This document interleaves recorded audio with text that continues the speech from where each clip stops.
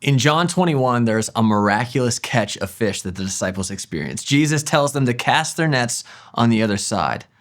It's amazing. This isn't the first time these disciples have heard this. In fact, Peter had a very similar experience when he first meets and responds to the call of Jesus in Luke 5.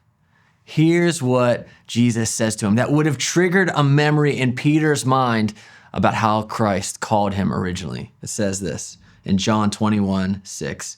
He said to them, "Cast the net on the right side of the boat and you will find some." You're going to find some fish. Just cast on the other side.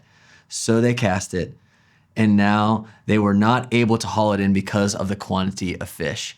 It's miraculous. Jesus shows up in a huge way and brings back a memory from Peter's past and John's past that they can look at and remember. God called us in the same way before. They know in this moment, it's Christ. It's Jesus. He's here. He wants to meet with them.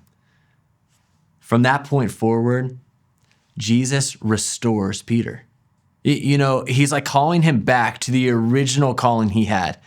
Peter got off the rails a little bit and he denied Christ, but here he's being restored.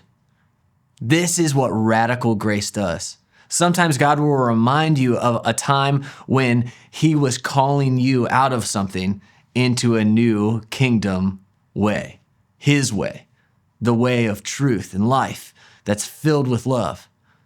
If you've gotten off that track a little bit, will you allow God to use a memory from your past, like he does with Peter, to call you back to follow him? Jesus wants to do that in our lives. He does that through grace. Today, I want to challenge you to take a next step to live generously.